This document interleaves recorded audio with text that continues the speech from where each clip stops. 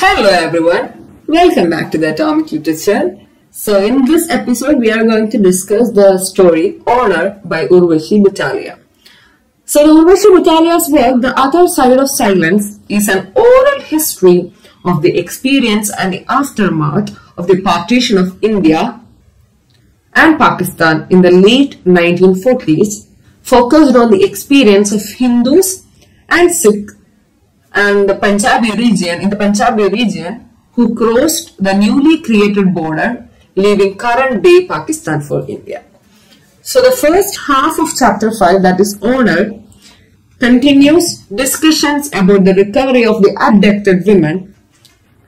Butalia puts pressure on the specific way India decided to handle recovery, and the recovery was always more about a sense of national honor and than about the women themselves, and that for many women, recovery constituted additional displacement, trauma, and even familial rejections.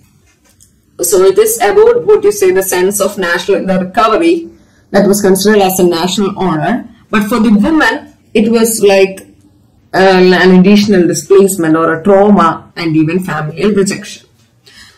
So it is the history about the experience and the aftermath of the partition of India and Pakistan, which has occurred in the year 1940s. Then the second half focuses on the suicides and the familial murders of women done in the name of protecting honor, acts which were later cast in the name of martyrdom. So Butalia uses this discussion to point out the way intra-familial or intra-community violence during partition has been removed from the definition of violence altogether. Now, as we look into the instances of familial and communal violence as related in the essay, first we have the case of Mangal Singh. So now we are going on to the various incidents which is being discussed in the essay. First is that of Mangal Singh. Mangal Singh and two brothers are said to have killed 17 members of their family, women and children. So Mangal Singh and his two brothers have killed 17 members in their family who would not have been able to cross the boundary of water to survive the flight. It is for this reason that they are not able to cross the boundary of water to survive the flight. Mangal Singh and his brother has killed 17 members of his family.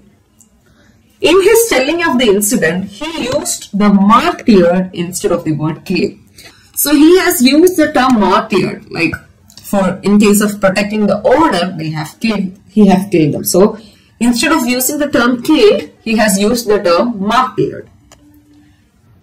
He says, if those women were caught by the Muslim men and raped, that would be a dishonor to the family and even to the nation as they considered.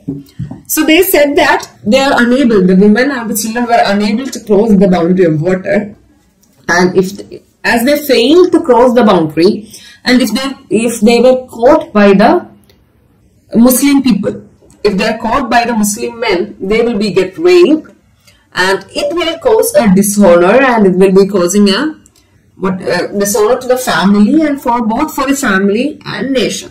So it is for that reason that Mangal Singh and his brother have killed these 17 people. Then we have the account of Basant Kaur, who is a tall, upright woman in her 70s, on the mass suicide of Toa Khalsa village in the Rawalpindi district, Punjab. The other incident is that of Basant Kaur, who is in her age of 70s, and the mass suicide of Toa Khalsa village in Rawalpindi district, and it is in Punjab. Once it became clear that partition would take place, both the communities, the Muslims and Hindus, started to attack the members of each other. There we can see a religious conflict between the Muslims and Hindus. Once the women became aware that their menfolk was no longer able to defend them, and concluded that all was lost but not their honor, they decided to kill themselves. So it was a prior decision of women to kill themselves, that their men are no longer able to defeat the people. So they decided to kill themselves. 90 women drowned themselves by jumping into a well. Many died, but when the water could not raise anymore, the ones near the top were saved. So that is how it ended. We also come to know about killing the members of her family by other members through her narration. Like her husband killed her daughter, niece, sister and grandson with a kirpan, and her chief's son killed his mother, daughter, niece and grandson with a pistol and killed himself. Gurmeet Singh, a survivor from the Thomachi village, they killed all the young girls and children who assembled in a Gurudwara and set the Gurudwara on fire. Then we can see the Gurudwara which is being set on fire. In the conclusion part, we can see the abduction and rape of women, the physical mutilation of their bodies, and tattooing of their sexual organs with the symbols of other religions. So these acts had been universally condemned. We can see such a brutal acts like the sexual organs being tattooed with the symbols of other religion. Women are getting raped, they are getting abducted, their bodies are physically mutilated. So all these acts can be seen there. But no mention was made of their family or communal violence by anyone.